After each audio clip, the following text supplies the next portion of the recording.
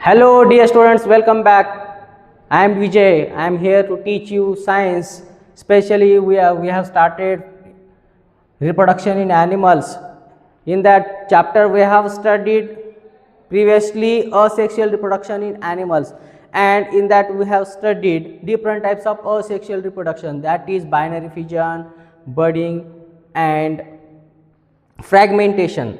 Now we have started our second part of this chapter, that is reproduction in animals, but now we are studying sexual reproduction in animals. When we studied sexual reproduction of animals, in this type of reproduction we need two parents, one is male parent and second is female parent. Male parent will produce male gametes and female parent will produce female gamete.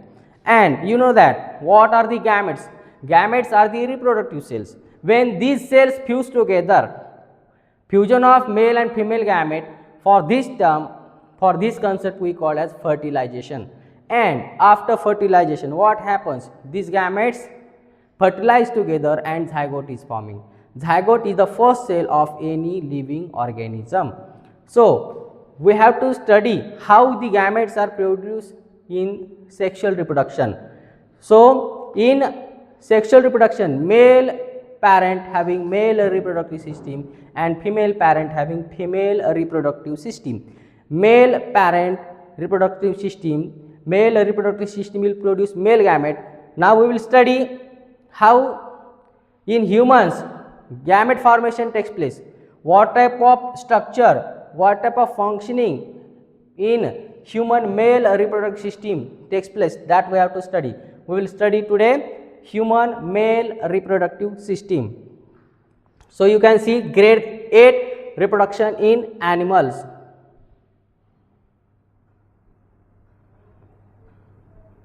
Think about a time when you heard about a new baby coming into your family or someone else. देखो, जब कभी हम सुनते हैं कि किसी की family में नया बच्चे ने जन्म लिया है, तो हमें एक ऐसा अजीब सा फील होता है कि ये कहाँ से आता है, कहाँ से ये बच्चे ने जन्म लिया है, कैसे ये न्यू बेबी की यहाँ पर बर्थ हो गई है, किस प्रकार से इसकी डेवलपमेंट किसी मदर की यूटरस में होती है, हमें सभी को जानने के लिए उत्सुकता होती है. तो देखो यहाँ पर किस प्रकार से ये रिप्रोडक्शन की प्रोसेस ह्यूमन बींग्स में होती है, हमें अभी देखना है. What questions or curiosities do you have about how babies develop inside the womb?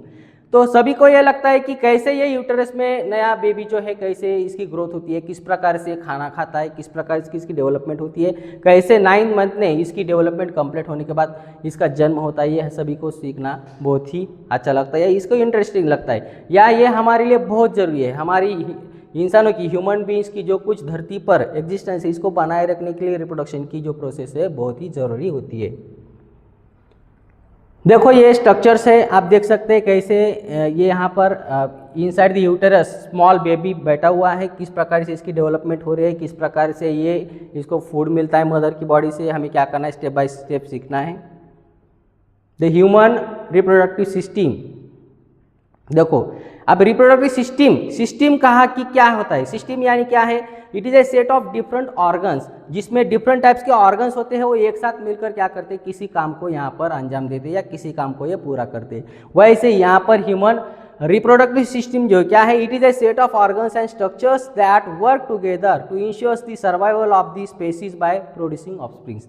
यानी रिप्रोडक्टिव सिस्टम ये इस प्रकार के ऑर्गन की सिस्टम है जो क्या करती है, नए इंडिविजुअल को बनाने का काम करती है और हमारे ह्यूमंस की एग्जिस्टेंस को धरती पर बनाए रखने के लिए यहाँ पर मदद करती है.